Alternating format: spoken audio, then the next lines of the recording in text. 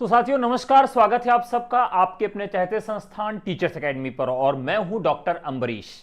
आज आप सबको भक्तिकाल बताऊंगा कि भक्तिकाल पढ़ना कैसे है और भक्तिकाल में किस तरह के प्रश्न पूछे जाते हैं, भक्तिकाल की पृष्ठभूमि क्या है, भक्तिकाल का उदय कैसे हुआ, सब कुछ बताऊंगा।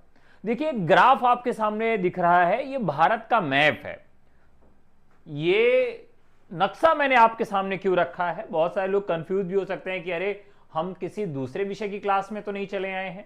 नहीं, आप सही क्लास में आए हैं। ये क्लास आपकी हिंदी की है और हिंदी में आज मैं आपको पढ़ा रहा हूं भक्तिकाल। ठीक है, तो एक बार कमेंट करके आप सब बता दीजिए। असिस्टेंट प्रोफेसर का भी बैच है भाई, आप चाहें तो जुड़ सकते हैं और यूजीसी नेट के लिए भी बैच है। ठीक है, दोनों के लिए बैचेस उपलब्ध हैं, आप चाहें तो जुड़ सकते हैं। तो चलिए शुरू करते हैं। सबसे पहले आप सब एक बार बता दीजिए कि आवाज जा रही कि नहीं जा रही। प्लीज आप सब बता दीजिए आवाज जा रही कि नहीं जा रही, जिससे हम अपनी बात को और आगे ले चले। ठीक है, मुझे लगता है कि आवाज जा रही है। ठीक है, जितने लोग भी लोग आए हैं प्लीज लाइक कर दें, फटाफट लाइक कर दीजिए। बहुत ही महत्वपूर्ण क्लास होगी आज की। चलिए शुरू करते हैं। देखिए आज की कक्षा में हम सबसे पहली बात क्या करने वाले हैं, भक्तिकाल पर बात करने वाले हैं। भक्तिकाल, और भक्तिकाल से थोड़ा सा पहले हमें चलना होगा, तब जाके हम सारी पृष्ठभूमि को समझ पाएंगे। यानी कि हम इससे थोड़ा सा पहले चलेंगे और कहां चलेंगे, आदिकाल पर चलेंगे। कहां पर चलेंगे, आदिकाल पर चलेंगे। थोड़ा सा ब्रीफिंग आदिकाल पर और फिर उसके बाद हम भक्तिकाल पर चलेंगे, यानी आदिकाल को रिकैप कर लेंगे, एक बार फिर से हम याद कर लेंगे। ठीक है, अरुणदीप जी आ गए हैं, अभी मिश्रा, नीतू, मनोज, अमित गुज्जर, अमित कुमार, परमिला, सबका स्वागत है, बहुत बहुत स्वागत है आप सबका। चलिए शुरू करते हैं। देखिए आदिकाल में जो मुख्य धाराएं चली, आदिकाल में जो मुख्य धाराएं चली, सबसे पहले हम उनको यहां पर लिख लेते हैं तो कुछ थोड़ी सी आसानी हो जाएगी। देखिए पहली धारा चली थी रासो, उसी में एक काव्य आया चारण काव्य। ठीक है, दूसरी चली थी सिद्ध या बौद्ध साहित्य, रास और जैन साहित्य, नाथ और शैव साहित्य, लौकिक साहित्य और अपभ्रंश काव्य। ठीक है, देखिए आज के एपिसोड में हम सब यह भी देखेंगे कि कितने तरह का प्रश्न भक्तिकाल से बनाया जाएगा। ठीक है, यह भी आपको ध्यान में रखना है। चलिए एक सामान्य सी ब्रीफिंग लेते हैं। यहां पर हमने देखा कि रासो काव्य और चारण काव्य, सिद्ध साहित्य बौद्ध साहित्य, नाथ साहित्य शैव साहित्य, लौकिक साहित्य और अपभ्रंश काव्य। हम इसे भारत के नक्शे पर देखते हैं, भारत के मैप, इंडियन मैप पर देखते हैं कि जिस समय यह घटित हो रहा था भारत की क्या स्थिति थी। ठीक है, तो हम क्या करेंगे, इसे मैप पर देखने का प्रयास करेंगे। यह मैप है आपके सामने, यह भारत का मैप है। देखिए मुझे तो नहीं मालूम है कि कभी इससे पहले आपको हिंदी साहित्य का इतिहास मैप पर पढ़ाया गया होगा, लेकिन मैं पहली बार प्रयास कर रहा हूं आपके सामने कि आपको मैप के माध्यम से पढ़ाऊं, जिससे चीजें आपके दिमाग में बन जाएं, एक इमेजिनरी फॉर्म में, चीजें इमेजिनरी फॉर्म में आपके साथ बन जाएं। तो यह है इंडिया का मैप। ठीक है, तो चलिए देखते हैं इंडिया के मैप में। अब हम शुरुआत करते हैं सबसे पहले आदिकाल में रासो और चारण साहित्य की। रासो और चारण साहित्य की, यहां आप देख रहे हैं जो रेड वाला भाग है, यहां वाला आप ये देखें, ये जो रेड वाला भाग है ये आपका साथियों है राजस्थान। तो राजस्थान में उस समय आप देखिए तो हमें क्या मिल रहा था, रासो साहित्य मिल रहा था। क्या मिल रहा था, रासो या चारण काव्य मिल रहा था। और यह भारत का पश्चिमी क्षेत्र है, तो भारत के पश्चिमी क्षेत्र में रासो या चारण साहित्य मिल रहा था राजस्थान में। अब देखिए राजस्थान से ही लगा हुआ थोड़ा सा इसके आगे और थोड़ा सा नीचे एक स्टेट आपका मिल रहा है गुजरात। यानी जो रासो और चारण की जो परंपरा थी राजस्थान में तो थी ही, राजस्थान के साथ साथ ये परंपरा जो गुजरात है, ये आपको भगवा कलर में गुजरात दिख रहा है, ये गुजरात में भी आपको परंपरा देखने के लिए मिलती है। कौन सी? रासो और चारण वाली। ठीक है, थोड़ा सा और जूम आउट कर देता हूं, जूम कर देता हूं तो आपको और अच्छा से दिख जाएगा। चलिए, तो यहां आपने देखा कि रासो साहित्य और चारण साहित्य राजस्थान में था और ये गुजरात में भी था, लेकिन रासो और चारण का थोड़ा बहुत भाग जो था वो कहां से मिल रहा था? कहां मिल रहा था? उत्तर प्रदेश में मिल रहा था। और उत्तर प्रदेश में भी आप एक काव्य देखते हैं, 12 बरिस लऊ कुकुर जिए और 13 बरुस ले जिए, सियार बरस 18 छत्री जिए, आगे जीवन को धिक्कार। अब देखिए, जो पूरे भारत में लड़ाकू जातियां थी, लड़ने वाली जो जातियां थीं आदिकाल में, या वो रासो साहित्य में, चारण साहित्य में राजस्थान में मिले या गुजरात में मिले, और या तो जो बुंदेलखंड वाला क्षेत्र था और बघेलखंड वाला क्षेत्र था, यानी मध्य प्रदेश का थोड़ा सा भाग बघेलखंड वाला और बुंदेलखंड वाला जो क्षेत्र है उत्तर प्रदेश वाला, वहां पर थी। यानी यहां देखिए, राजस्थान से जहां पर उत्तर प्रदेश मिल रहा है लगभग वही क्षेत्र था, बुंदेलखंड वाला क्षेत्र जो था, वहां पर ये थोड़ा बहुत साहित्य हमको आदिकाल वाला देखने के लिए मिलता है। तो आदिकाल में देखिए रासो साहित्य और चारण साहित्य देखने के लिए मिल गया, थोड़ा बहुत हमको चारण साहित्य देखने के लिए मिल जाता है, खास करके जो एक आल्हा काव्य है वो देखने के लिए मिल जाता है उत्तर प्रदेश के पूर्वांचल भाग में। अब इसके बाद जो हमारा दूसरा काव्य है सिद्ध साहित्य और बौद्ध साहित्य। सिद्ध और बौद्ध साहित्य किधर था? तो देखिए, सिद्धों का और बौद्धों का जो क्षेत्र था ये उत्तर प्रदेश से एक लगा हुआ राज्य है जिसको हम बिहार कहते हैं, ये वाला क्षेत्र। अब बिहार में चले आइए तो बिहार का जो क्षेत्र था, इसी बिहार में कौन कौन थे? तो इस बिहार में आपके थे सिद्ध और बौद्ध थे। यानी सिद्ध और बौद्धों की जो परंपरा है जो विकसित हुई, जो इनका उदय हुआ, वो कहां होता है? सिद्धों और बौद्धों का क्षेत्र जो है साथियों वो बिहार था, बिहार का क्षेत्र था। ठीक है, अब बिहार के बाद आप बहुत सारे लोग सोचेंगे कि अब आपसे एक बार प्रश्न पूछा जाता है कि जब भारत में अंग्रेजों के पहले आप देखें तो आक्रमण हुआ इस्लाम का, इस्लाम का जब आक्रमण होता है तो ये जो सिद्ध और बौद्ध थे, यहां पर मान लीजिए इस्लाम का आक्रमण हुआ, तो इस्लाम का आक्रमण किस तरह से हो रहा है? देखिए, चाइना इधर है, पाकिस्तान तो काफी दूर है, लेकिन ये सब सिंध प्रांत से आते हैं। यानी कि जो इनकी एंट्री थी, चाहे इस्लाम की एंट्री रही हो और चाहे वो आर्यंस की एंट्री रही हो, जितने भी आक्रांता भारत में आए हैं वो किधर से आए हैं? इधर से आए हैं। यानी पाकिस्तान, अफगानिस्तान और ये वाला जो सिंध प्रांत वाला क्षेत्र है, पंजाब वाला क्षेत्र, यानी राजस्थान से पंजाब वाला जो क्षेत्र है, लद्दाख वाला जो क्षेत्र है, यहीं से चाहे वो आर्यंस की एंट्री रही हो, चाहे वो इस्लाम का आक्रमण रहा हो, किसी का आक्रमण इधर से आए। अब जब ये आक्रमण होता है तो यहां से आके ये सिद्धों तक पहुंचते हैं और सिद्ध जो होते हैं उस समय ये छोड़ के भाग जाते हैं। कहां चले जाते हैं? एक आपको मैंने कथन बताया था कि भारत में जब इस्लाम आक्रमण करता है सिद्धों के ऊपर तो ये सिद्ध और बौद्ध जातियां छोड़कर कहां चली जाती हैं? भूटान चली जाती हैं। कहां चली जाती है? भूटान चली जाती हैं।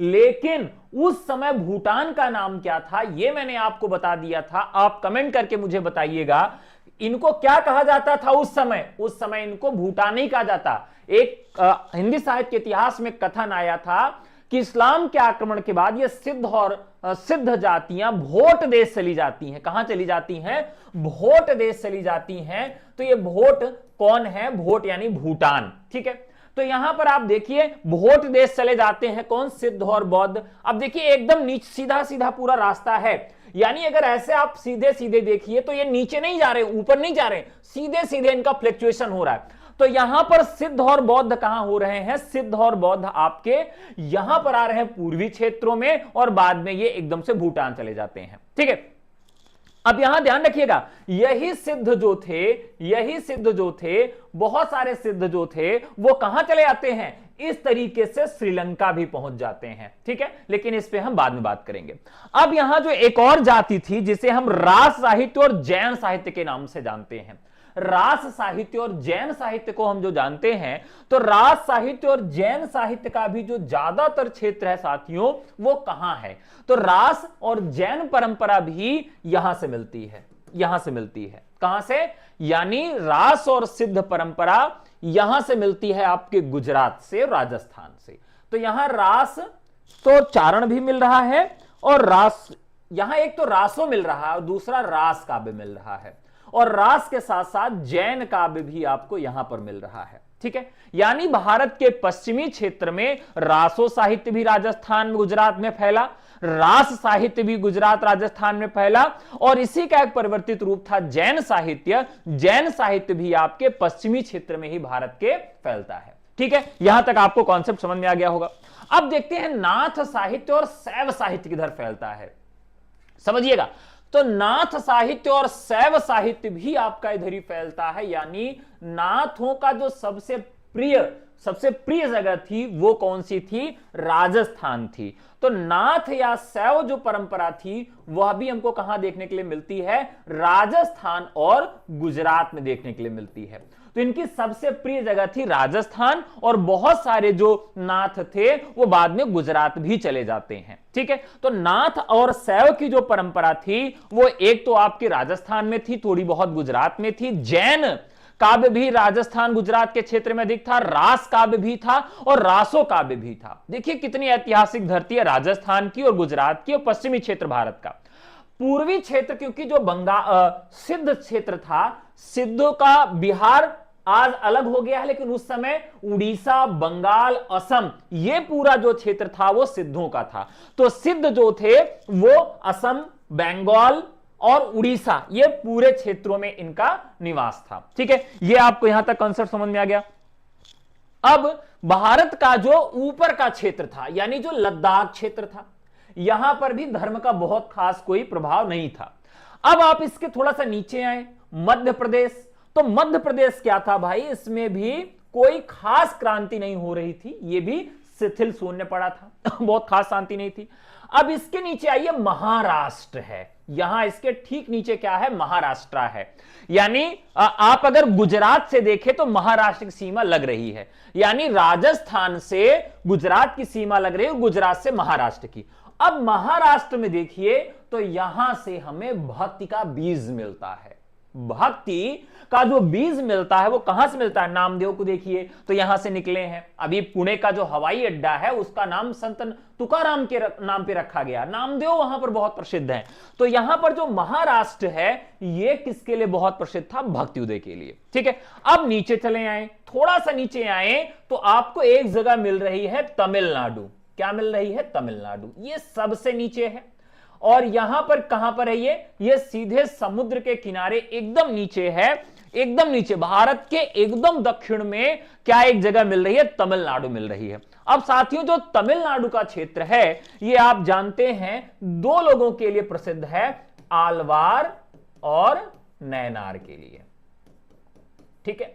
ये भारत का जो सबसे निचला हिस्सा है तमिलनाडु, जो दक्षिण भारत के रूप में जिसे हम जानते हैं, यहां भक्ति काल में भक्ति के उदय के लिए दो लोग उत्तरदायी हुए। कौन कौन? एक आलवार हुए और दूसरे साथियों नैनार हुए। आलवार और नैनार हुए। अब यहां पर हम ढूंढते हैं कि भाई केरल कहां है हमारा, ठीक है। फटाफट बताइए कि केरल कहां है आपका। अब यहां देखिए कर्नाटका आपका मिल गया, ठीक है, कर्नाटका है, आंध्र प्रदेश है। तो देखिए भक्तिकाल को अगर हमें समझना है तो इस मैप के तरीके से, मैपिंग के तरीके से अगर आप समझेंगे तो मुझे लगता है कि जीवन भर आपको याद रहेगा। मजा आ रहा है कि नहीं? एक बार आप फटाफट कमेंट करके बता दीजिए कि हिंदी को नए तरीके से पढ़ने पे मजा आ रहा है कि नहीं आ रहा है। फटाफट बता दीजिए।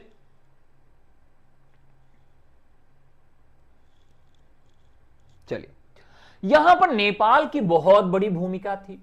नेपाल की भूमिका क्यों थी? क्योंकि एक तो यह बिहार से लग रहा है, तो बहुत सारा जो कल्चर सिद्धों का आज भी मिलता है।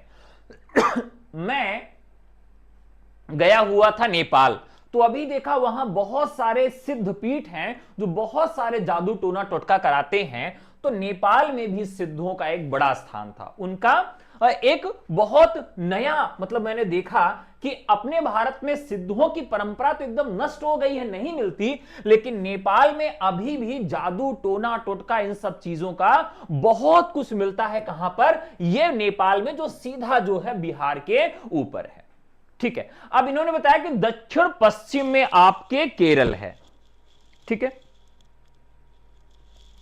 तो केरला जो है साथियों, ये भी आपका जो है,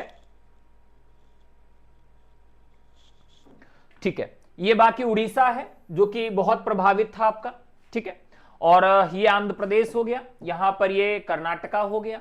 ठीक है, अब जो केरला वाला क्षेत्र है, केरला में कौन जन्म लेते हैं?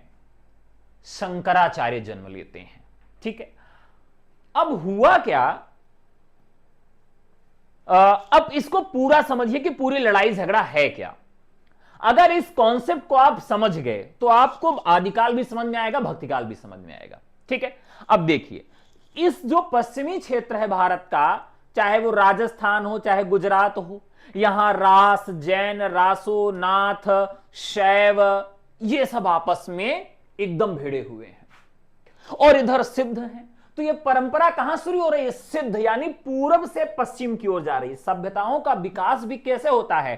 पूरब से पश्चिम की ओर होता है। अब ये पूरब क्षेत्र में सिद्ध आए और इन्होंने वामाचार करके इतना ज्यादा जनता को झाड़ फूक में लगा दिया, वामाचार में लगा दिया, पंचमकारों में लगा दिया कि पूरी जनता बड़ी ऊब गई। तो ये जनता क्या हो गई, अब इससे निकलना चाहती थी, और यही कारण है कि ये सिद्धों की परंपरा जो है वो धीरे धीरे समाप्त होती है। और जो ये आदिकाल का रिफ्लेक्शन है, उस सिद्धों में से 4-5 सिद्ध निकले और उन्होंने नाथ संप्रदाय की स्थापना कर दिया, और ये पश्चिम में चले आए। अब यहां पर नाथ संप्रदाय आए, धीरे धीरे शैवों के विषय में भी चर्चा पश्चिमी भारत में होने लगी, लेकिन ये समाप्त नहीं हुआ था। सिद्ध भी थे एक ही समय पे, नाथ भी थे, चारण भी थे, जैन भी थे। भारत में यह स्थिति आ गई थी कि लगता था कि एकदम नीरस हो गया है जीवन, एकदम नीरस लग रहा था, जनता ऊब चुकी थी। एक कारण तो यह था कि भारत में भक्ति काल का उदय हुआ, यानी इधर से भी सब नीरस बातें कर रहे हैं, इधर से भी सब नीरस बातें कर रहे हैं, निर्गुण की बातें कर रहे हैं। एकदम पूरा समाज नीरस हो गया था, या तो भ्रष्ट हो गया था, या तो वो मदिरा पी रहा था, या तो स्त्री के साथ भोग कर रहा था। तो पूरब और पश्चिम दोनों तरीके से भ्रष्ट हो गया था। और उसी समय इस्लाम का भी आक्रमण इधर पाकिस्तान वाले क्षेत्र होता है। राजस्थान में नाथ परंपरा, रास परंपरा, चारण परंपरा, ये सब समाप्त होती है। अब जैसे इधर इस्लाम आता है तो ये जो राजस्थान के राजा थे, जमींदार थे, उनको मार के भगा देता, सारे छोटे छोटे राजा छोड़ के भाग जाते हैं। इधर गुजरात में भी जितने राजा वाजा थे अपना सब छोड़ छाड़ के भाग जाते हैं। फिर ये लोग आगे बढ़ते हैं तो सिद्धों को मार के भगाते हैं। सिद्ध कहां पहुंच जाते? भूटान, भोट देश पहुंच जाते हैं। यानी पूरा पूरा जो आक्रमण था, उस आक्रमण के बदौलत जो पूरा ये पूरब से पश्चिम का गलियारा था, ये बेचारे एकदम परेशान हो जाते हैं। अब उस समय एक तो इस्लाम का आक्रमण है, दूसरा भारत में ही राष्ट्रीय एकता नहीं आ पा रही थी, सब बिखरे हुए थे। इसी समय थोड़ा सा बाद में ये तमिलनाडु क्षेत्र में आलवार और नैनार आपस में लड़ रहे थे। आलवार और नैनार आपस में लड़ रहे थे। एक कह रहा था कि भैया ऐसा है कि शिव हमारे बड़े हैं, कोई कह रहा था कि शैव बड़े हैं, और कोई कह रहा था वैष्णव बड़े हैं। शैवों और वैष्णवों में इतने ज्यादा बड़े बड़े युद्ध हुए, इतने बड़े ऐतिहासिक युद्ध हुए कि शिव, जैसे आज हम कहते हैं कि हमारे शिव बड़े हैं, जैसे आज लड़ाई होती है कि हमारे राम बड़े हैं, और कोई कहता है हमारे अल्लाह बड़े हैं। आज के जैसी स्थिति हमारी थी भक्ति काल में, उस समय लोग कहते थे कि हमारे शिव बड़े हैं, और उसी समय लोग कहते थे हमारे विष्णु बड़े हैं। तो ये कहां लड़ाई हो रही है? ये लड़ाई आपस की है। मतलब भारत के दक्षिण क्षेत्र में आपस की लड़ाई आलवार और नैनार की थी, और भारत के पूर्वी और पश्चिमी क्षेत्र में ये सब आपस में लड़ रहे थे। और इधर ऊपर ही पाकिस्तान वाले क्षेत्र से, सिंध वाले प्रांत से इस्लाम का भी आक्रमण हो गया था। अब भारत में ये पूरा क्रांति मची है। अब इसी समय भक्ति का उदय होता है और शंकराचार्य यहीं से आते हैं और शंकराचार्य ने क्या निकाला रास्ता?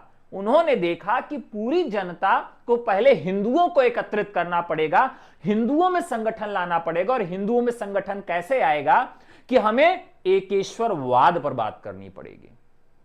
शंकराचार्य आए और उन्होंने कहा कि शिव और वैष्णव आपस में लड़ाई मत करो, शिव भी बड़े हैं और विष्णु भी बड़े हैं, बल्कि ईश्वर एक है।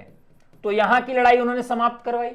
अब शंकराचार्य इतना चलते थे, सोचिए उस समय कोई यातायात का साधन नहीं था, लेकिन भारत के चारों क्षेत्रों में उन्होंने मठ बनाए। शंकराचार्य का मठ उन्होंने भारत के चारों दिशाओं में बनाया। अब यहां की लड़ाई उन्होंने समाप्त किया कि ईश्वर एक कह के लड़ाई समाप्त कर दिया, लड़ाई समाप्त हो गई। अब इसके बाद ये ऊपर की तरफ चलते हैं, यहां पर चारों दिशाओं में उन्होंने बनाया। अब इसी समय एक और बहुत बड़ा नाम आता है, आप सब बताइए, एक बहुत बड़ा नाम आता है और वो नाम कहां से आता है? भक्ति आंदोलन के लिए एक नाम आता है जिसका नाम है रामानुजाचार्य। यही नाम है। चलिए, अब यहां भक्ति के आद्य आचार्य रामानुज माने जाते हैं और इनका भी जन्म कहां हुआ? कांचीपुरम में हुआ, यानी दक्षिण भारत में हुआ। तो रामानुजाचार्य यहां पर आते हैं जो कांचीपुरम के हैं और यहीं से केरल से आपके मिलते हैं कौन? शंकराचार्य।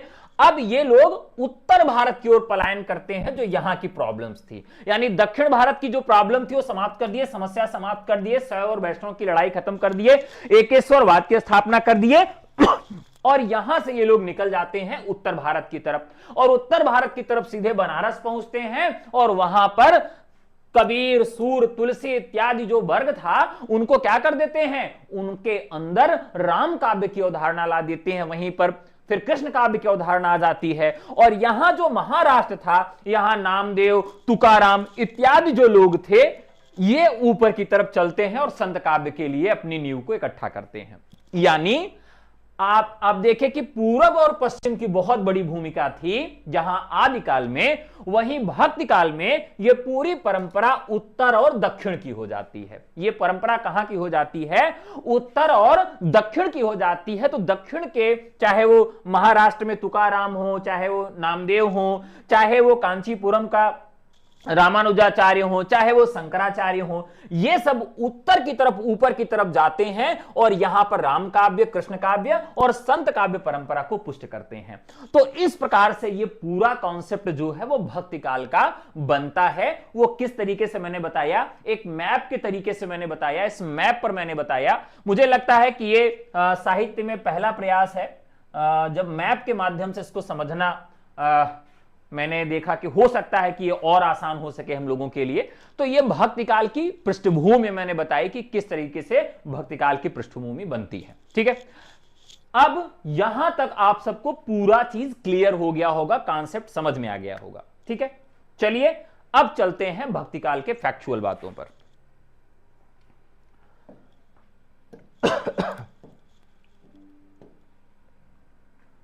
चले शुरू करें। तो देखिए साथियों, भक्तिकाल से हम नया बैच शुरू कर रहे हैं। वो उत्तराखंड पीजीटी के लिए है, यूजीसी नेट के लिए है और यूपीटीजीटी पीजीटी के लिए। तो नया बैच अगर आप लेना चाहते हैं तो व्हाट्सएप करके जुड़ सकते हैं, 9628959237 ये हमारा नंबर है। और अभी आपको दीपावली का ऑफर भी मिल जाएगा, तो आप व्हाट्सएप करके हमसे जुड़ सकते हैं। चलिए शुरू करते हैं। तो सबसे पहले यहां देखेंगे भक्ति शब्द की व्युत्पत्ति कैसे हुई और भक्ति शब्द का कॉन्सेप्ट क्या है। यस्य देवे परा भक्त्यार्थ देवे तथा गुरोः, थोड़ा और बड़ा लिखें, यस्य देवे परा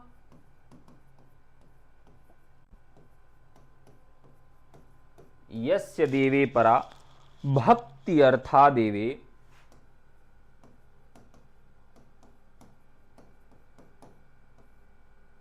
भक्ति अर्था देवे तथा गुरोः, देवे तथा गुरो।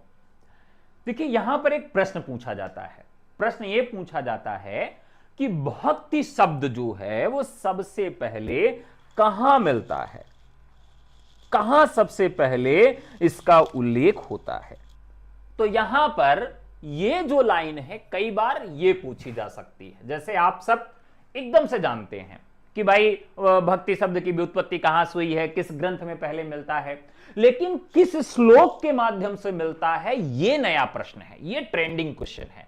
तो यहां पर ध्यान रखना है कि यस्य देवो परा भक्त्यार्थ देवो तथा गुरो, ये मिलता है ईश्वर तथा गुरु के प्रति परम अनुरक्त भक्ति है। ईश्वर तथा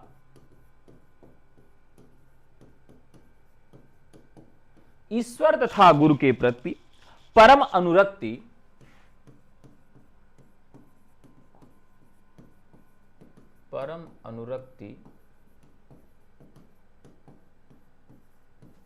भक्ति है।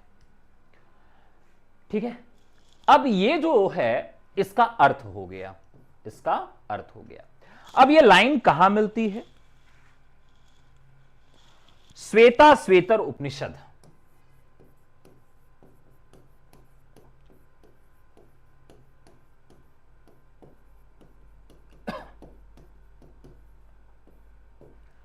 श्वेता श्वेतर उपनिषद में प्रथम बार भक्ति शब्द का उल्लेख मिलता है। देखिए प्रश्न साथियों ऐसे ही पूछा जाएगा आसान सा, लेकिन प्रश्न को घुमाकर पूछेगा। देखिए अब आज भले आप इस सवाल का जवाब दे लें, लेकिन अगर मैं आपको यह नहीं पढ़ाया होता और आपसे प्रश्न पूछता कि बताइए भक्ति शब्द की उत्पत्ति पहली बार कहां हुई, और ऑप्शन आपके पास होता वैदिक साहित्य या लौकिक साहित्य, तो आप क्या जवाब देते? बताइए। भक्ति शब्द की पहली बार भक्ति शब्द जो पहली बार मिला वो कहां मिला है? अगर आपसे यह प्रश्न पूछा जाता और ऑप्शंस आपके होते कि ये वैदिक साहित्य में पहली बार भक्ति शब्द मिलता है या पहली बार लौकिक साहित्य में मिलता है, तो आप क्या जवाब देते?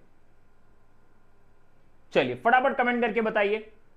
देखिए प्रश्न एकदम वही है, लेकिन इस प्रश्न को घुमा दिया गया है, जैसा कि पेपर में आपसे घुमा के पूछा जाता है और आप ऐसे ही प्रश्नों का जवाब गलत कर देते हैं। देखिए जैसे अमृता जी ने गलत जवाब दिया है। वैदिक साहित्य एकदम सही है।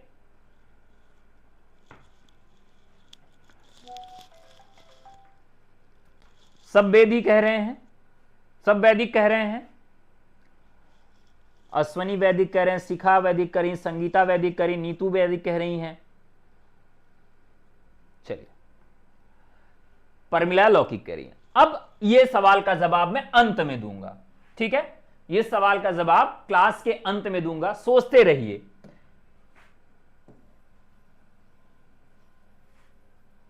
चलिए तो श्वेतर उपनिषद में प्रथम बार भक्ति शब्द का उल्लेख मिलता है। इसी तरीके से सांडिल्य भक्ति सूत्र में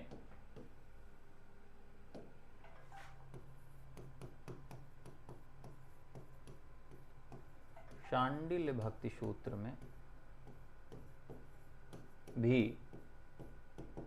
इसका उल्लेख मिलता है। सा परानुरक्ति स्वरे, सा परानुक्ति स्वरे, यह आधा सा है,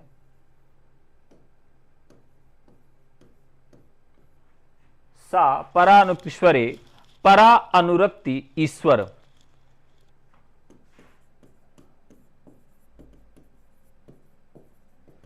परा अनुरक्ति धन ईश्वर। इसका मतलब क्या हुआ? इसका मतलब हुआ ईश्वर के प्रति परम अनुरक्ति ही, ईश्वर के प्रति परम अनुरक्ति ही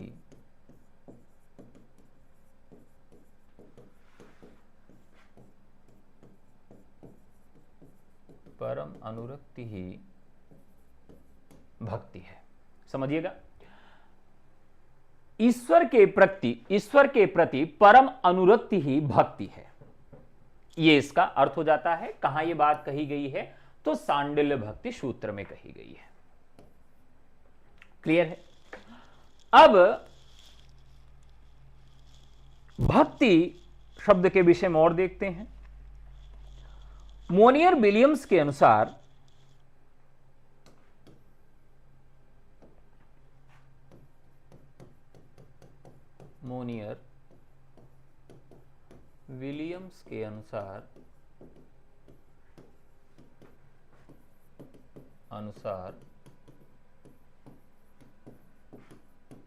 भक्ति शब्द की व्युत्पत्ति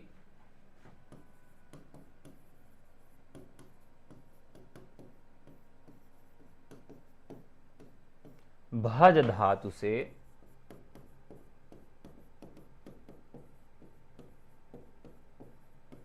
हुई है। ये आप सब जानते हैं, इसमें कोई बहुत बड़ा वो नहीं है कि कैसे हुई है। तो मोनियर विलियम्स के अनुसार भक्ति शब्द की व्युत्पत्ति कहां से हुई है? भज धातु से हुई है। ये कॉन्सेप्ट भी आप सबका क्लियर होगा।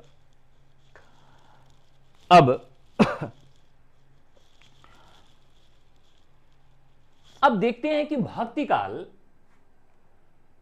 का उदय कैसे हुआ। भक्ति काल के उदय के कारण किसने क्या बताएं, इस पर चलते हैं। थोड़ा सा और लिख लेते हैं, अलग अलग और कुछ विद्वान को और जोड़ लेते हैं कि भक्ति काल को उन्होंने क्या बताया है, कि भक्ति काल कहां से आया है।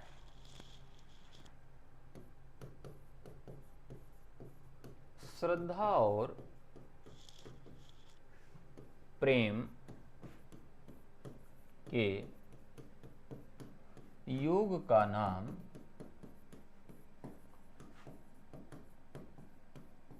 भक्ति है। ये तो आप जानते हैं किसका कथन है?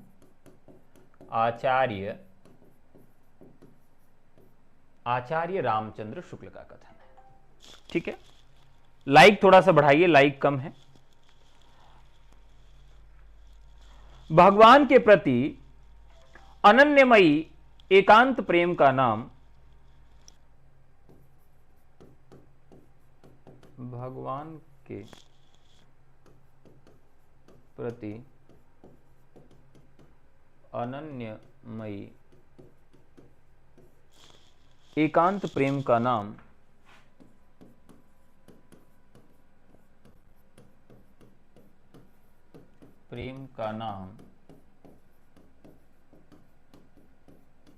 भक्ति है।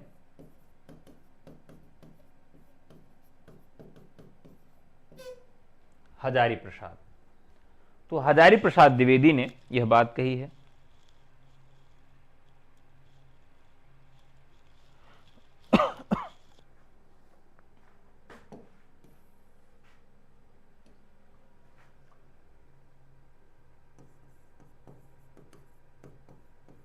भक्ति का प्रथम उदय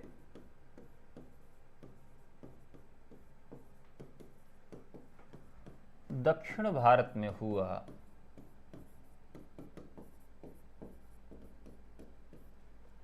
अब इसके लिए जो एक उदाहरण है लिख लीजिएगा। द्रविणे चाहम उत्पन्ना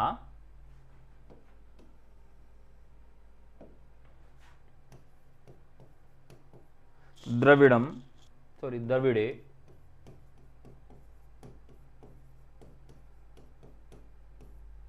द्रविड़म चाहे उत्पन्ना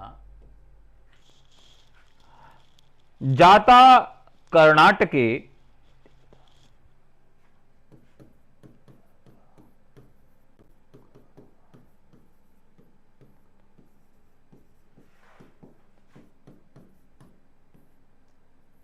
अब यहां पर यह सूत्र भी पूछा जा सकता है वृद्धिम गता। दूसरी लाइन है क्वचित क्वचित महाराष्ट्रे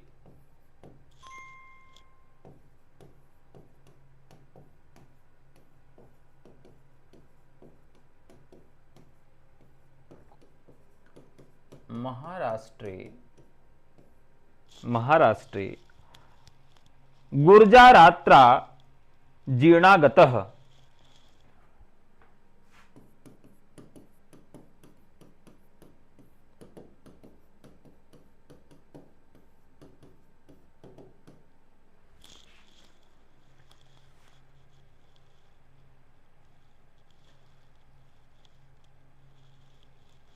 ये श्रीमद् भागवत गीता से लिखा गया है, वर्णित है। अब यहां थोड़ा सा समझना है कि भगवत गीता में जब यह बात कही गई है तो भगवत गीता में 18 अध्याय हैं ना, 18 दिन तक वो युद्ध चला था। तो भक्ति का जो सबसे अधिक वर्णन मिलता है वो अध्याय 6 से अध्याय 13 तक भक्ति वर्णन है। बाकी जगह पर भी आपको मिल जाएगी भक्ति, लेकिन जो ज्यादा भक्ति मिलती है, ज्यादा वर्णन जो मिलता है वो अध्याय 6 से लेकर अध्याय 13 तक मिलता है। भक्ति का जो ज्यादा वर्णन मिलता है वो अध्याय 6 से लेकर अध्याय 13 तक मिलता है।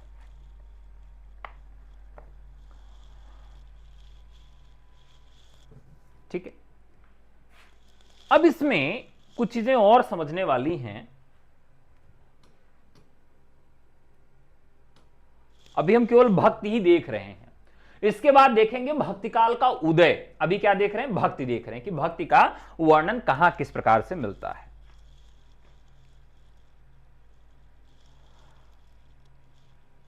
यहां पर एक बात और समझने वाली है कि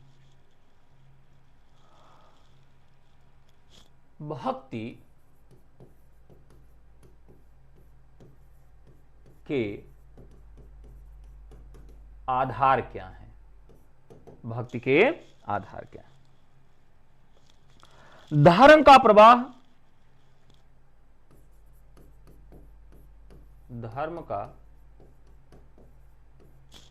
प्रवाह, कर्म ज्ञान और भक्ति, कर्म ज्ञान और भक्ति, इन तीनों से चलता है। अब देखिए, यानी धर्म जो आधार बन गया, किसका बन गया? अगर कर्म ज्ञान और भक्ति ये तीनों चीजें रहेंगी तभी क्या होगा? धर्म प्रवाहमान रहेगा, यानी प्रवाह के लिए आवश्यक है। यहां पर एक कथन है, लिखेंगे, कर्म के बिना वह लूला है,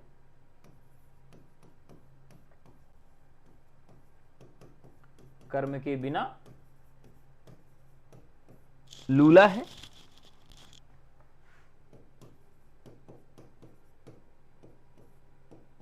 लंगड़ा है। ज्ञान के बिना, ज्ञान के बिना अंधा है और भक्ति के बिना वो हृदय विहीन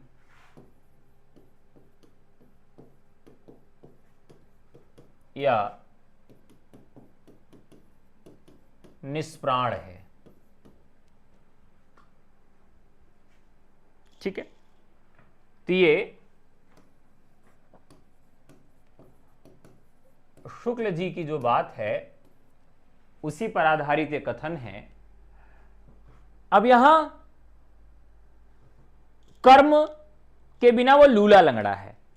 अगर धर्म को चलाना है तो कर्म करना पड़ेगा, कर्म ही नहीं कर रहे हैं तो धर्म प्रवाह नहीं होगा, आगे नहीं बढ़ेगा। ज्ञान ही नहीं है तो ज्ञान नहीं है तो ऐसे बहुत सारे बाबा, डिंपल बाबा, बाबा राम रहीम, आसाराम बाबा और पता नहीं कितने तथाकथित बाबा हैं जो आजकल यूट्यूब पर बहुत सारे लोगों को भ्रमित कर रहे हैं। ऑफलाइन में उनके यहां करोड़ों लोग की भीड़ लग रही है, चढ़ावा चढ़ रहा है, लोग उनसे प्रश्न पूछने जाते हैं और इतने अज्ञानी हैं जिनको कुछ नहीं मालूम है और लोग भी इतने अज्ञानी हैं। तो ज्ञान के बिना जो धर्म होता है अंधा हो जाता है। इसका एकदम पारंपरिक उदाहरण आप देख लीजिए, किसी भी बाबा को देख लीजिए, उसको कुछ आता जाता नहीं, कुछ नहीं आता है, लेकिन उनके इतनी भीड़ है, इतना ज्यादा प्यार मान सम्मान है उनको। कहने का मतलब यह है कि ज्ञान के बिना जो है धर्म अंधा हो जाता है और आज ज्यादातर लोग इसी में अंधे हो गए हैं। सभी धर्मों में यही है, इस्लाम में भी है। किसी ने कभी कुरान नहीं पढ़ा, वो कुरान की बातें करता है, हदीस नहीं पढ़ा, हदीस की बात करता है, 2-4 आयतें नहीं याद हैं, अल्लाह का पैगंबर बन गया है, उसको लगता है कि मैं ही सब कुछ जानता हूं। तो जब तक आप ये सब नहीं जानेंगे तब तक कुछ नहीं हो सकता है। तो ज्ञान के बिना ये पूरा अंधा हो जाता है। भक्ति के बिना हृदय विहीन और निष्प्राण है। अगर भक्ति नहीं है तो फिर क्या हो जाएगा, कट्टर हो जाएगा, प्राण ही नहीं रह जाएगा, हृदय ही नहीं रह जाएगा। भक्ति है जो उसको हृदय वाला बनाती है और प्राण वाला बनाती है। तो ये आपका शुक्ल जी का कॉन्सेप्ट हो गया जो उन्होंने कहा है। ठीक है, अब यहां बात करते हैं जो सबसे महत्वपूर्ण चीज है वो क्या है, भक्ति के प्रकार कितने हैं। अभी हम भक्ति पर ही बात कर रहे हैं साथियों, अभी हम केवल भक्ति पर बात कर रहे हैं, हमने भक्ति काल पर बात नहीं किया, भक्ति काल के उदय पर बात नहीं किया, भक्ति काल के नामकरण पर बात नहीं किया, अभी हम केवल भक्ति पर बात कर रहे हैं। ठीक है, चलिए अब बात करेंगे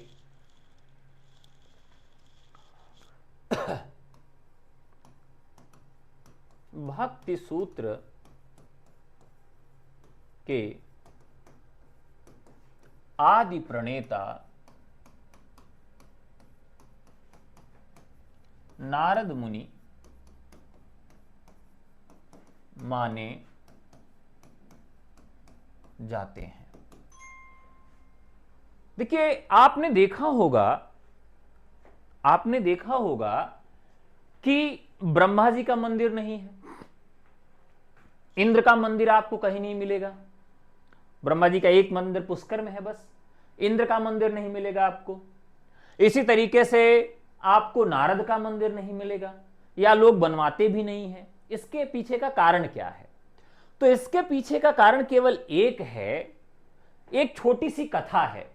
ब्रह्मा जी जो है वो विवाह कर चुके थे और विवाह करने के बाद सावित्री और गायत्री 2 पत्नियां हैं उनकी। तो सावित्री से उनका विवाह हुआ और पत्नी जो है ने कहा भाई कि ऐसा है कि पुष्कर में चलिए कोई एक यज्ञ कर देते हैं। तो ब्रह्मा जी यज्ञ की तैयारी करने लगे, यज्ञ होने के लिए हो गया, सारे अतिथि आ गए, लेकिन ब्रह्मा जी की पहली पत्नी जो सावित्री थी वो आई ही नहीं। वो ज्यादा ऐसा बताया जाता है कि भाई वो 16 श्रृंगार कर रही थी, तो महिलाओं के लिए कहा जाता है कि तैयार होने में बड़ा टाइम लगता है। तो ब्रह्मा जी की पत्नी तैयार होकर देर से आई, आ ही नहीं पाई। ब्रह्मा जी को लगा कि मुहूर्त तो चला जाएगा, तो उन्होंने गायत्री मंत्र पढ़ा और गायत्री से उन्होंने एक और पत्नी बना दी और उसके साथ बैठ के उन्होंने कहा कि चलिए संस्कार कर लेते हैं, क्योंकि बिना पत्नी के यज्ञ नहीं हो सकता। और उन्होंने क्या किया, यज्ञ करना चालू कर दिया और उतने में जो है उधर से पहली वाली पत्नी आ गई। अब आप इसको अपनी भाषा में समझिए कि जैसे आप अपने मित्र के यहां बैठे और उसकी पत्नी आए और कहने लगे कि इन्हीं लोगों ने तुमको बिगाड़ दिया है, इन्हीं की वजह से तुम बिगड़ गए हो। तो सावित्री जी ने एक तो ब्रह्मा जी को श्राप दिया कि आपकी कहीं पूजा नहीं होगी, और जितने लोग आए थे उनको भी कहा कि इनके पास कोई काम धाम नहीं है, इनके पास कोई काम धाम नहीं है, जब जहां देखो बुलाने पे चले आते हैं। तो ब्रह्मा जी को श्राप देने के बाद नारद को श्राप दिया, कहा ऐसा है बहुत भक्ति तो करते हो लेकिन आजीवन कुंवारे रह जाओगे, कभी आपका विवाह नहीं होगा। नहीं, सरस्वती उनकी पत्नी नहीं है, यह केवल दंत कथाओं में मिलता है। उनकी केवल 2 पत्नियां हैं, गायत्री और सावित्री।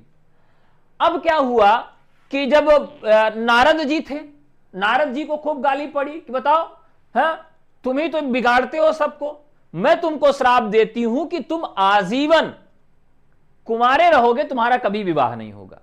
अब बेचारे नारद जी भी फंस गए। इंद्र थे, कहे अच्छा देवताओं के राजा माने जाते हो, यही खुराफात करवाते हो, हमारे पति को भड़का के दूसरा विवाह करवा दिए, उनको भी लपेट दिए, अब उनको भी शापित कर दिए। तो इस तरह से बहुत सारों को शापित किया। तो कहे भाई अब गुस्सा शांत हो गया है, कुछ तो रास्ता बताइए। तो उन्होंने कहा कि जिसकी भी पूजा होगी यहीं होगी, इसके आगे कहीं नहीं होगी। तो पुष्कर अकेले में इन सब की पूजा होती है, इन सब का मंदिर मिल जाएगा, बाकी हर जगह नहीं मिलता है। तो भक्ति के जो आदि प्रणेता माने जाते हैं वो कौन माने जाते हैं? नारद मुनि माने जाते हैं। और नारदीय भक्त सूत्र में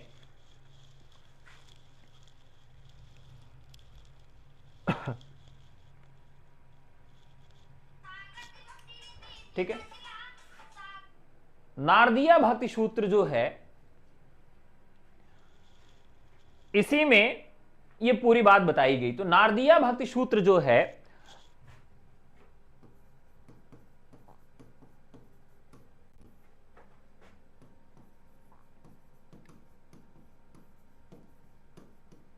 इसमें, हां इसमें 11 भेद बताए गए। गुण महात्म्य शक्ति,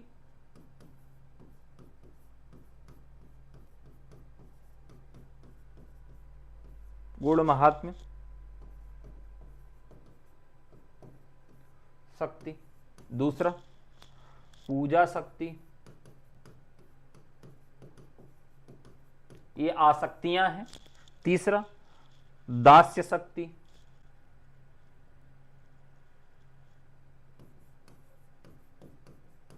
रूपाशक्ति, रूप की आसक्ति, स्मरण,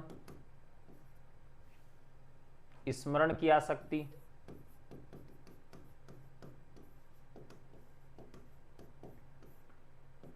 स्मरण शक्ति,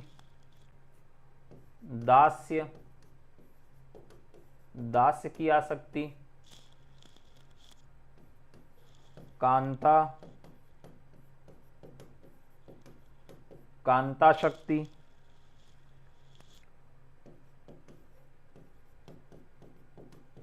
वात्सल्य शक्ति,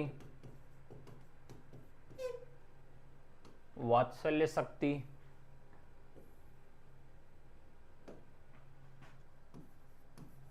वात्सल्य शक्ति,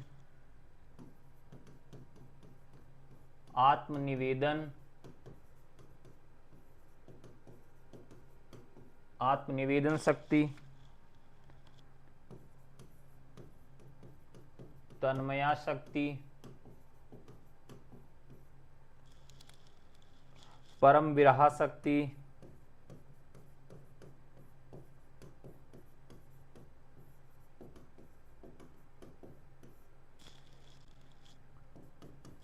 और सख्या शक्ति।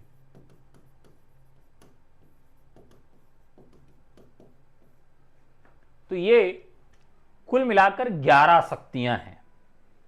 कितनी शक्तियां हैं? 11 शक्तियां हैं।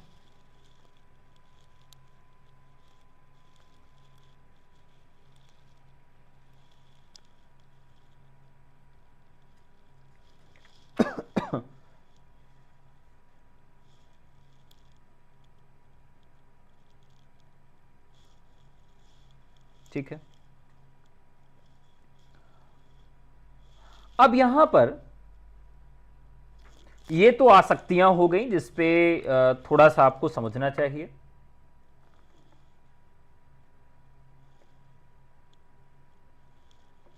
अब भक्ति के प्रकार कितने बताए गए? ठीक है, ये तो आसक्तियां हो गई, ये कई बार पूछा जाता है, नोट कर लिया होगा आपने। नेक्स्ट लेते हैं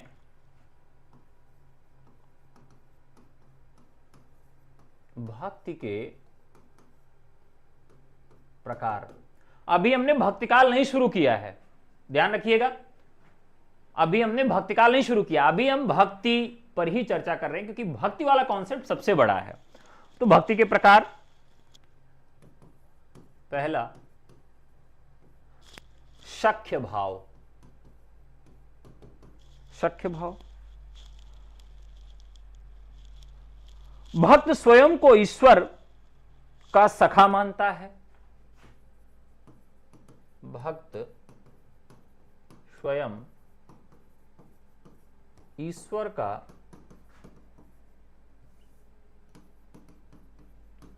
सखा मानता है।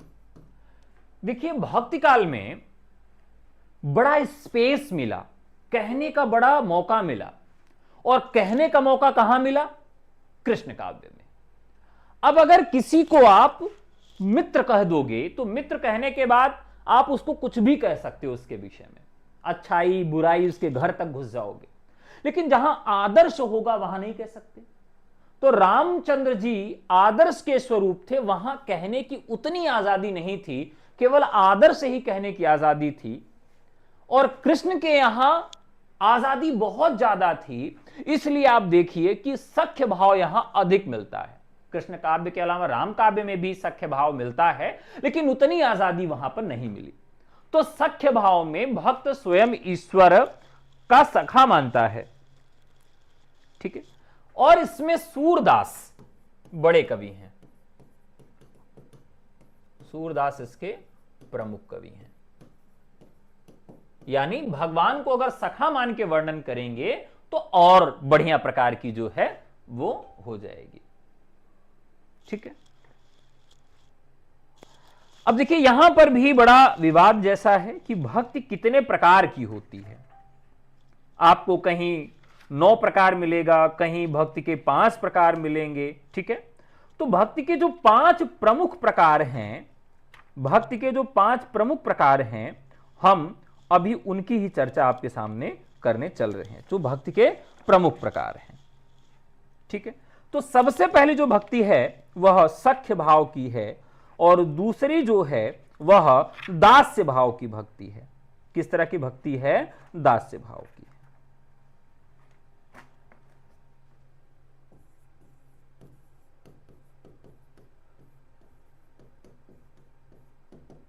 दास्य भाव, ठीक है। इसमें भक्त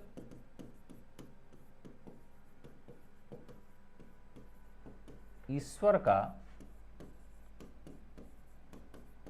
दास होता है, और जो दास होता है वो क्या करेगा? हमेशा ईश्वर का गुणगान करेगा। और ईश्वर का गुणगान किस तरीके से करेगा?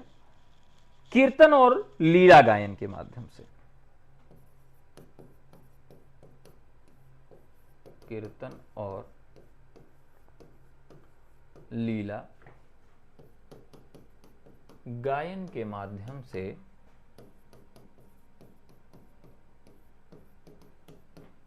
भाव व्यक्त करेगा। तो उसके भाव को व्यक्त करने का जो आधार होगा वो यही होगा।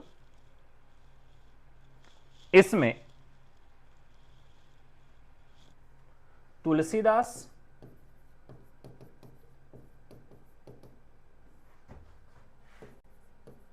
प्रमुख कवि हैं इसके, और उन्होंने प्रमुख पात्र जो इसमें बनाया, प्रमुख पात्र वो हनुमान है। तो हनुमान जी इसके एक प्रमुख पात्र हैं,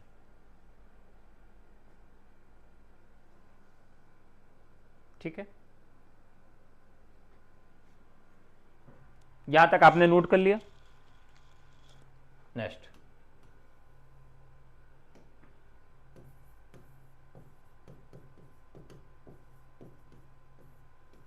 वात्सल्य भाव। वात्सल्य भाव जो है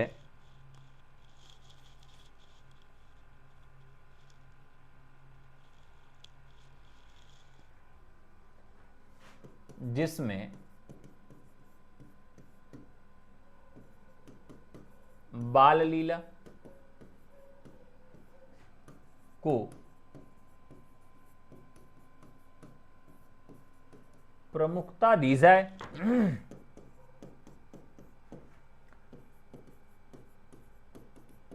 सूरदास इसके बहुत बड़े कवि हैं।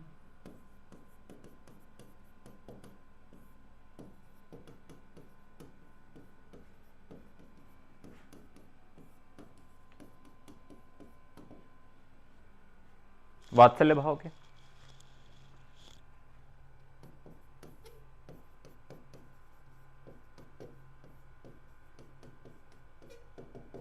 माधुर्य भाव,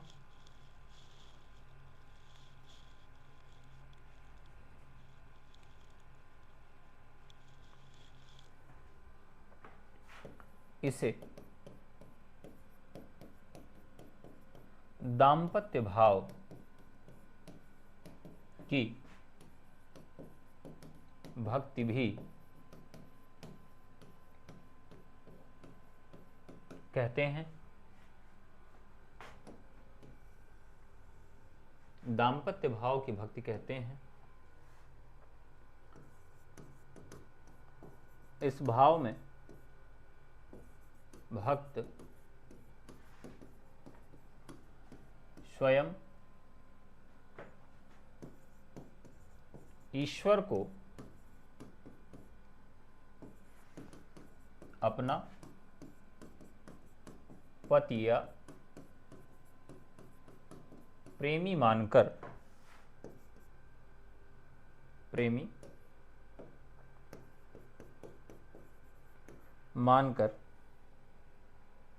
भक्ति करता है।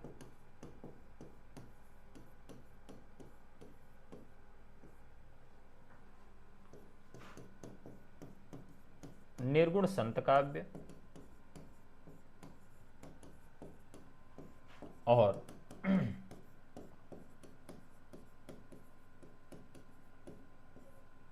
मीराबाई की भक्ति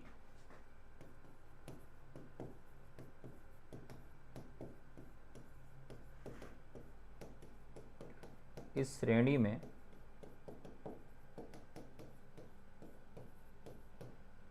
आती है।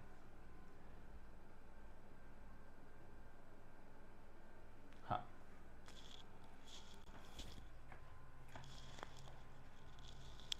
इसीलिए राम की बहुरिया कहते हैं। और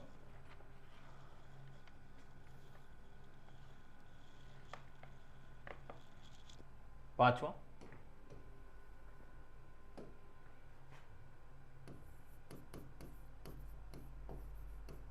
शांत भाव,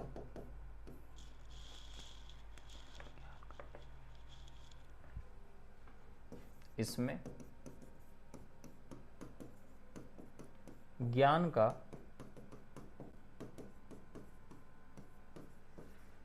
मिश्रण रहता है।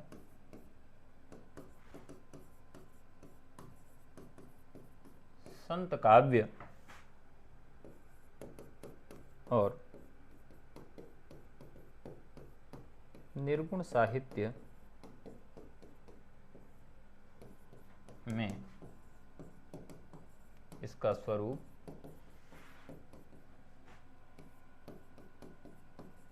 मिलता है।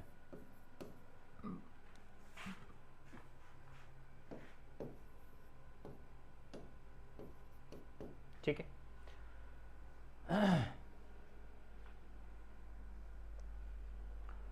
यहां तक क्लियर है सबको? तो शांत भाव जो है वह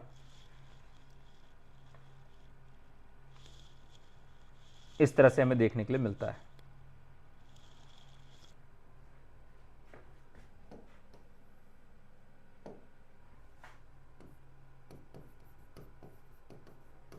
भक्ति के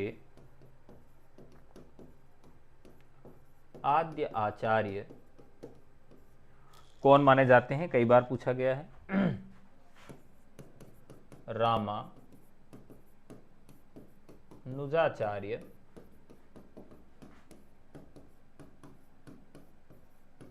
माने जाते हैं। एक और रोचक तथ्य आपको बताने जा रहा हूं कि बहुत ही रोचक तथ्य बताने जा रहा हूं। भक्तिकालीन साहित्य सर्वप्रथम किस भाषा में लिखा गया? भक्तिकालीन साहित्य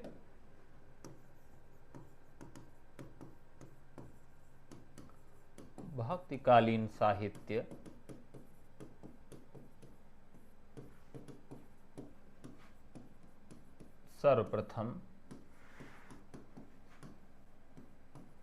तमिल भाषा में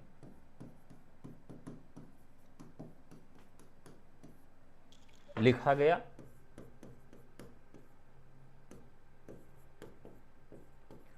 हिंदी में ब्रज भाषा और अवधी भाषाएं इसके पश्चात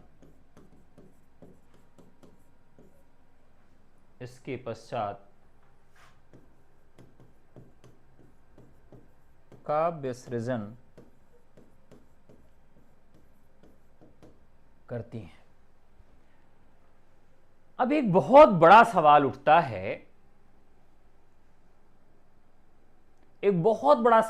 है, कि भाई जो संत काव्य है, जो सूफी काव्य है या पूरा भक्तिकाल है, यहीं से हम मानते हैं भक्तिकाल की शुरुआत। भक्तिकाल की जो शुरुआत है, हम नाथ साहित्य से, जैन साहित्य से, सिद्ध साहित्य से क्यों नहीं मानते? क्या आपने कभी सोचा है?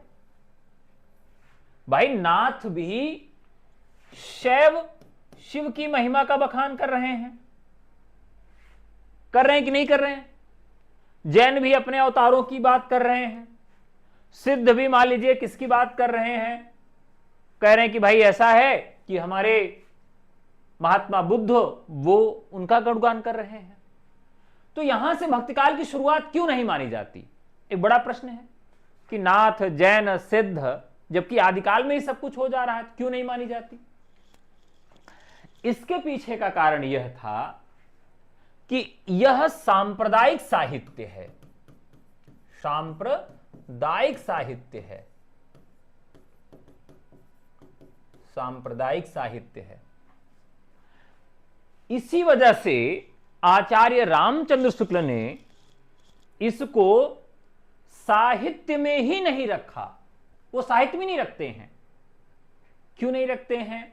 क्योंकि इन लोगों ने जो भी काव्य की रचना की है, जिन भी काव्यों की रचना इन्होंने की, चाहे नाथों ने की, चाहे जैनों ने, चाहे सिद्धों ने, इन्होंने जनता के लिए वो रचना नहीं की है। जनता के दुखों को हरने के लिए, उनके कष्टों को हरने के लिए, या जनता की समस्याओं के समाधान के लिए इन लोगों ने रचनाएं नहीं लिखी हैं।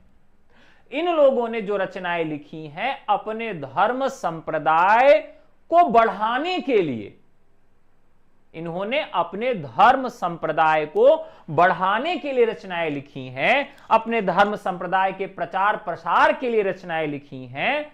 इस वजह से जहां सामाजिकता नहीं है, जहां पर राष्ट्रीयता का बोध नहीं था, जहां पर लोक मंगल की भावना नहीं थी, जहां पर गुरु की महिमा की धारणा नहीं थी, ये सारे कारण नहीं थे यहां पर, जिसकी वजह से नाथ, जैन, सिद्ध और शैव में भगवान की, ईश्वर की प्रत्यक्ष और अप्रत्यक्ष रूप में बात होते हुए भी इसे सांप्रदायिक साहित्य के अंतर्गत रखा गया, भक्ति साहित्य के अंतर्गत नहीं रखा गया, और भक्ति काल की शुरुआत यहां से नहीं मानी जाती।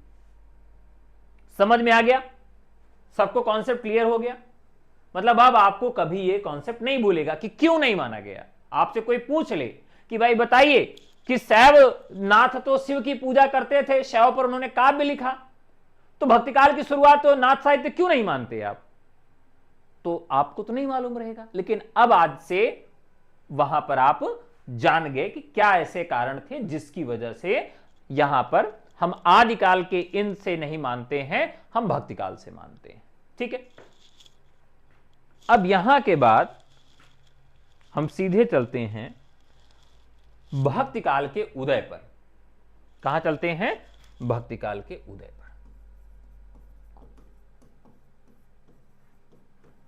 भक्तिकाल का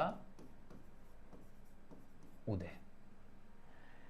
एक बड़ी और मजेदार बात आपको बताने जा रहा हूं, हो सकता है कि बहुत सारे साथी पहले से जानते हो। यहां एक शब्द आता है भक्ति आंदोलन। क्या शब्द आता है? भक्ति आंदोलन।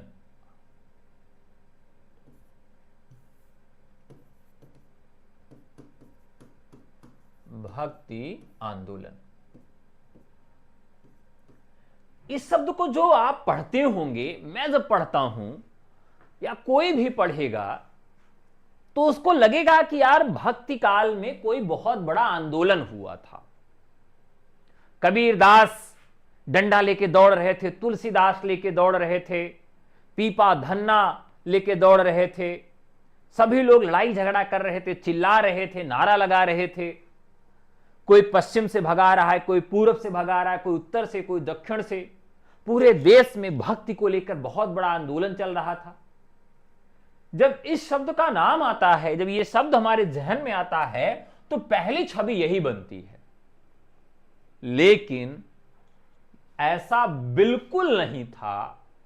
भक्ति आंदोलन शब्द आधुनिक काल की देन है।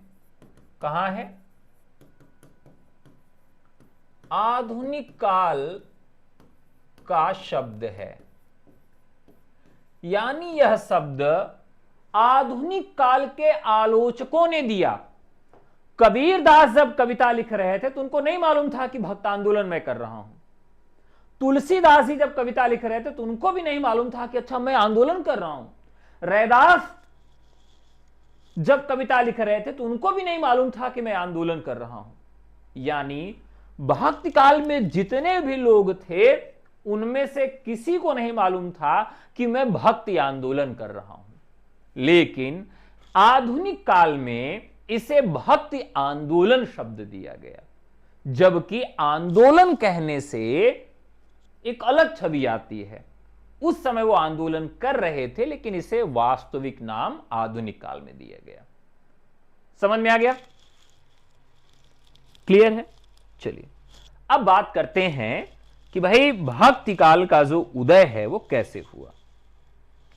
1375 से 1700 संवत तक। 1375 संवत से 1700 संवत तक भक्ति काल की समय सीमा मानी गई। किसके अनुसार? आचार्य शुक्ल के अनुसार उन्होंने यह सीमा बताई।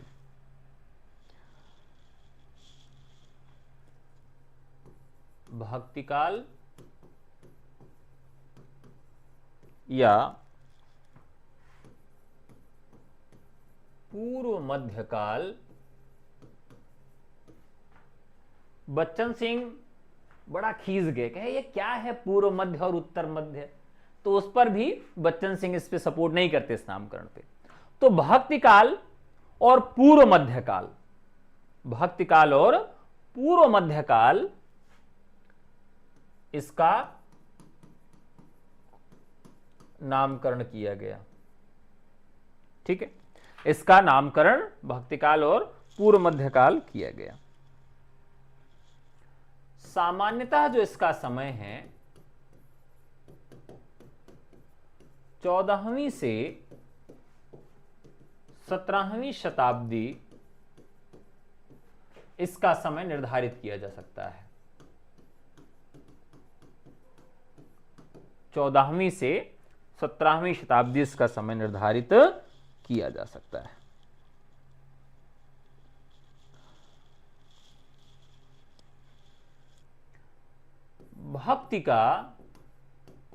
भक्ति क्या है? भक्ति को धर्म का रसात्मक रूप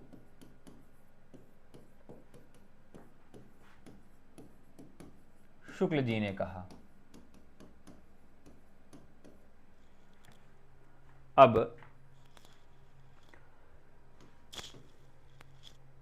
एक प्रश्न आता है, भक्ति आंदोलन का उदय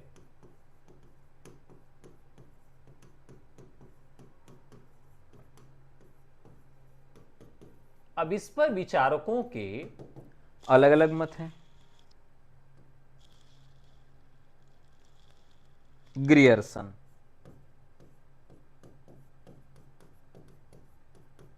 ग्रियर्सन, बेबर, कैनेडी, इन लोगों ने ईसाईयत की देन माना कि भाई ईसाइयों की देन है।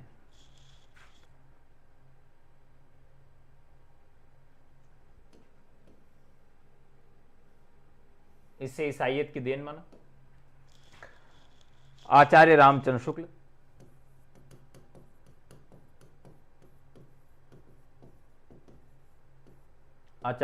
शुक्ल, इस्लामी आक्रमण की प्रक्रिया,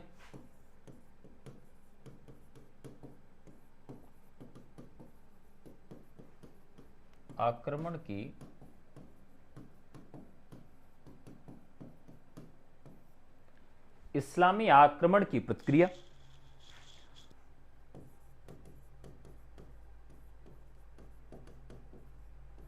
हजारी प्रसाद द्विवेदी ने भारतीय चिंतन की धारा का स्वाभाविक विकास। इन्होंने कहा कि भारतीय चिंतन धारा का स्वाभाविक विकास है।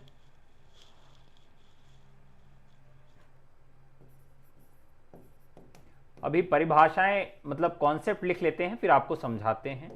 मुक्तिबोध ने कहा, ऐतिहासिक सामाजिक शक्तियों के रूप में ऐतिहासिक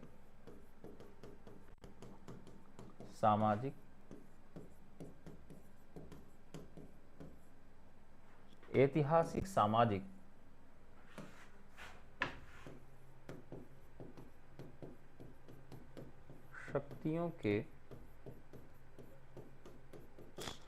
शक्तियों के रूप में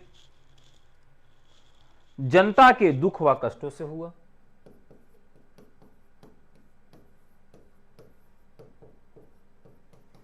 दुख व कष्टों से हुआ। मुक्तिबोध ने कहा, रामविलास शर्मा, तो दो जो अंतिम के आलोचक हैं, मुक्तिबोध और ये शर्मा जी, ये मार्क्सवादी हैं। भक्ति आंदोलन जातीय और जनवादी आंदोलन है।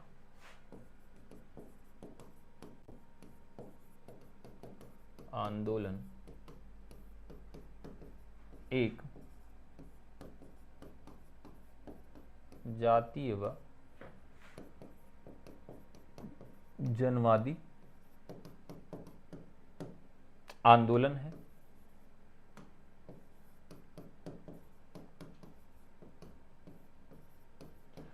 देखो साथियों, मैं जब आपको पढ़ाता हूं तो मुझे आचार्य रामचंद्र शुक्ल के अनुसार भक्तिकाल पढ़ाना होता है, अलग से पढ़ाऊंगा। ये जब पूरा भक्तिकाल पढ़ा लूंगा, फिर आदिकाल पे पूरे कथन, भक्तिकाल पे, रीतिकाल पे, आधुनिक काल पे, सभी काल पे अलग अलग आलोचकों के कथन पढ़ाऊंगा। जैसे ये पुस्तक मान लीजिए मेरे पास रामचंद्र शुक्ल की है, तो रामचंद्र शुक्ल ने भक्तिकाल के विषय में क्या क्या कहा है, किसके विषय में क्या कहा, पूरा लिखाऊंगा।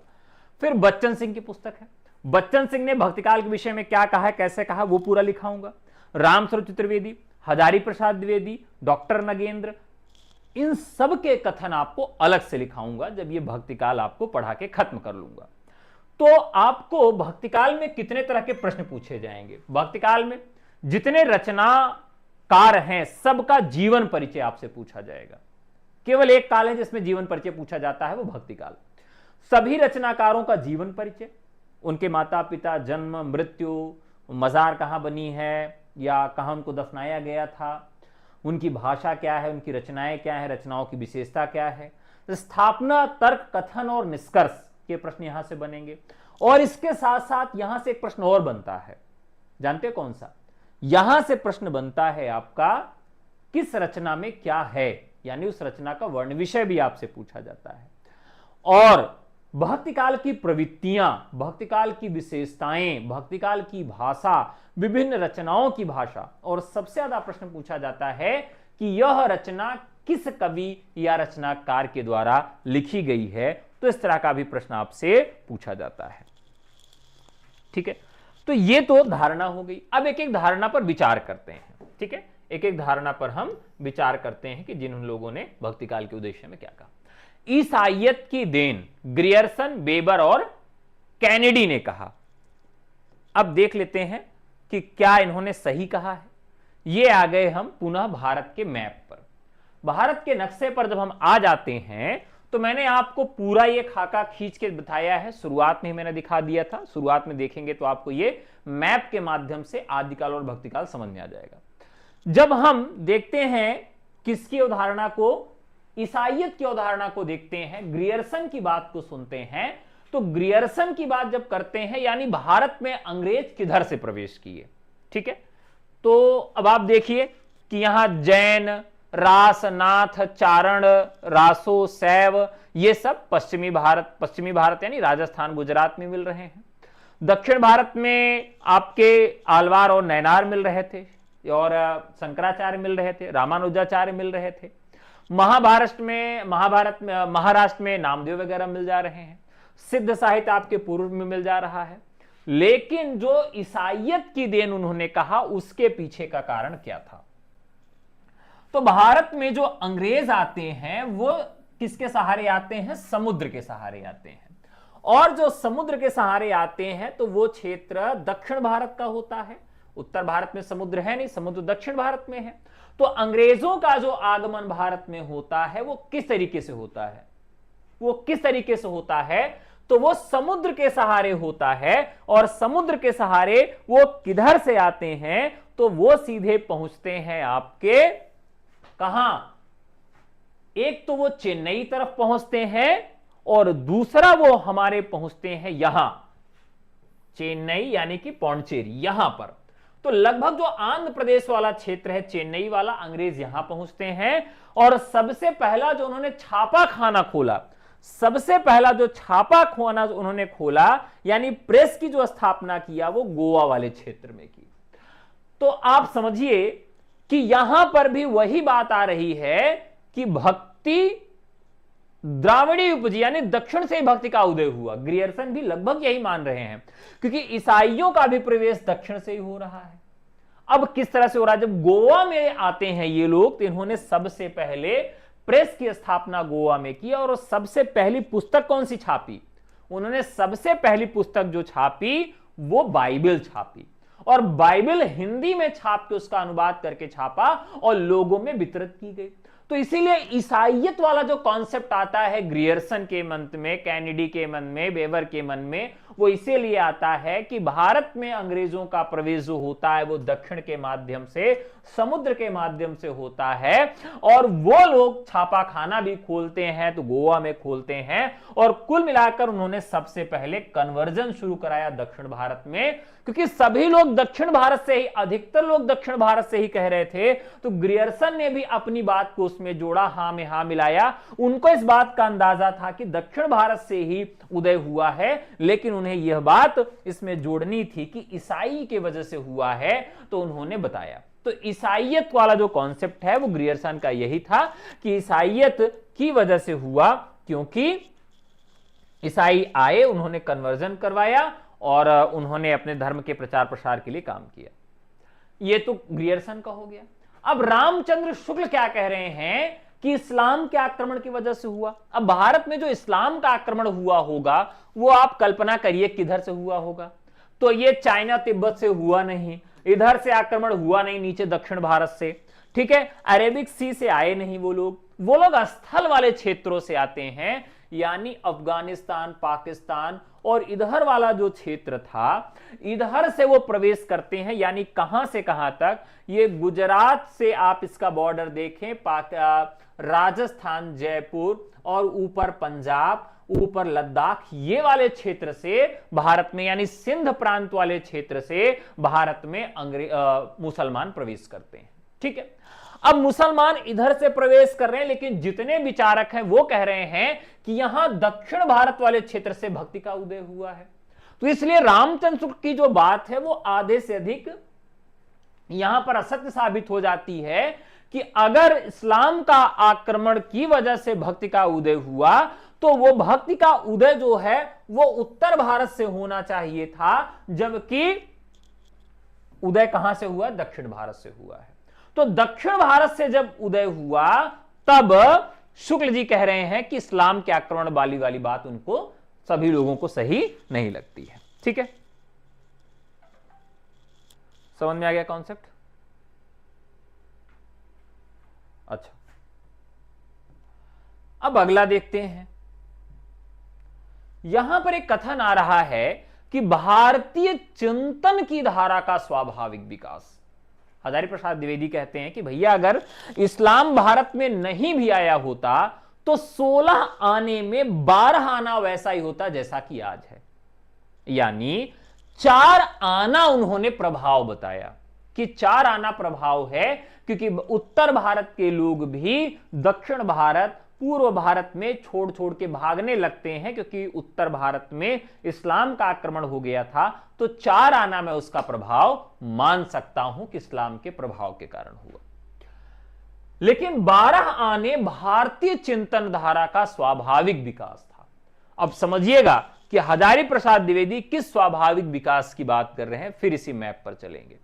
स्वाभाविक विकास क्यों था? क्योंकि पूरा पश्चिमी क्षेत्र नाथ, रासो, जैन, रास, इन सभी काव्यों से जनता ऊब चुकी थी और पूरब में सिद्धों की परंपरा से जनता ऊब चुकी थी।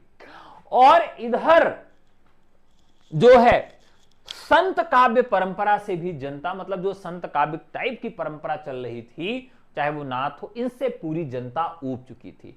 तो अब जब जनता ऊब चुकी थी तो स्वाभाविक है कि जैसे सिद्ध के बाद नाथ आया वैसे नाथ के बाद भक्ति काल आना एक स्वाभाविक प्रक्रिया थी। तो भारतीय चिंतन परंपरा में इस तरीके से बदलता गया। तो यहां पर यही बात की गई कि चिंतन जो था उस चिंतन प्रक्रिया का यह स्वाभाविक विकास था। जैसे नाथ के बाद, सिद्ध के बाद नाथ आए, वैसे ही भक्ति काल का भी उदय हुआ। वो भारतीय चिंतन धारा का एक स्वाभाविक विकास था, वो तो होना ही था। मुक्तिबोध क्या कहते हैं कि ऐतिहासिक सामाजिक शक्तियों के रूप में जनता के दुखों व कष्टों से हुआ।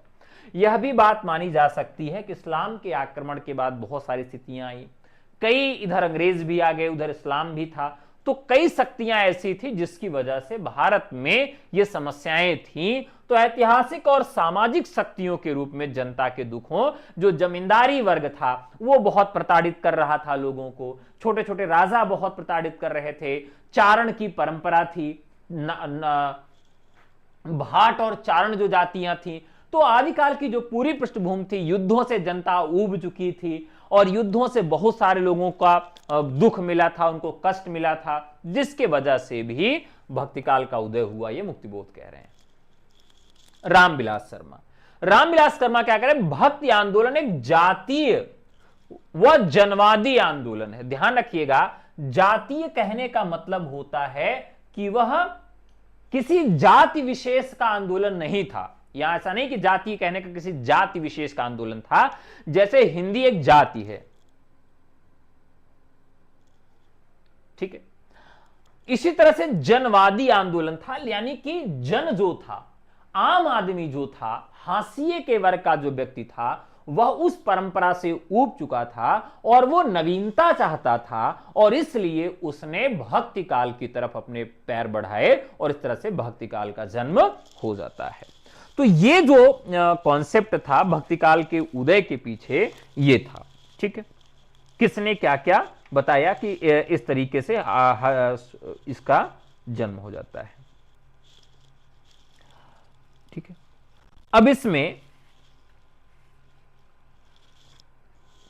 कुछ कारण लिख लेते हैं।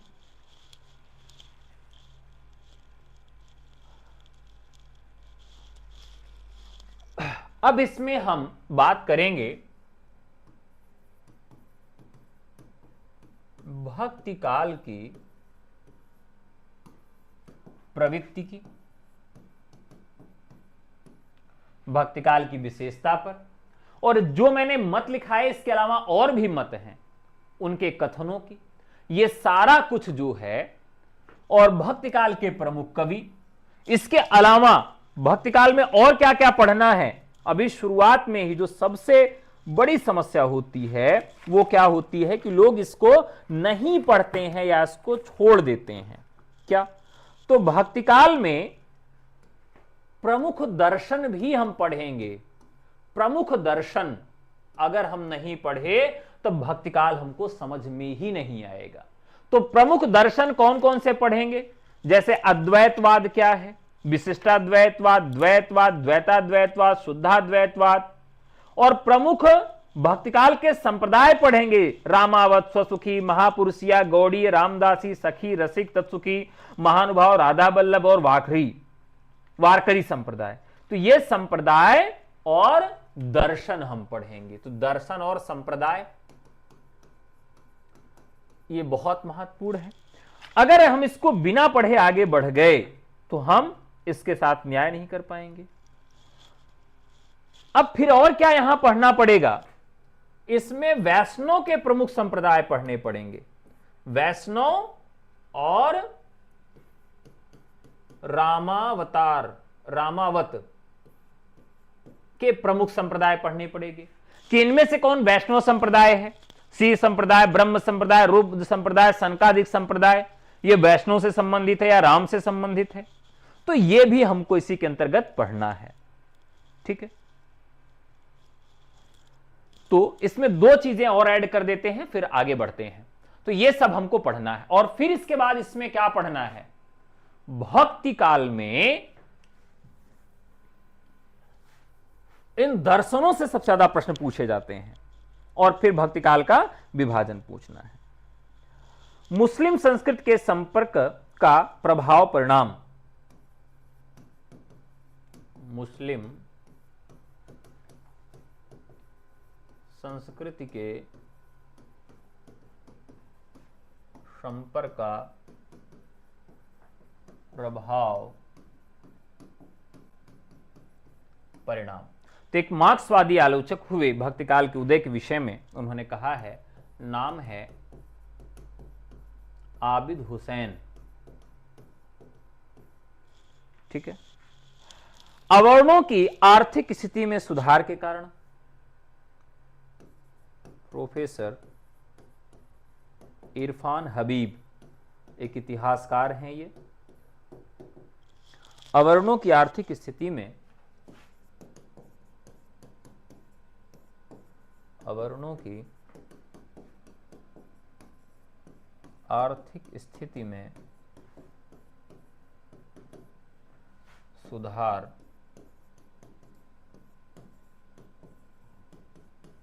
के कारण।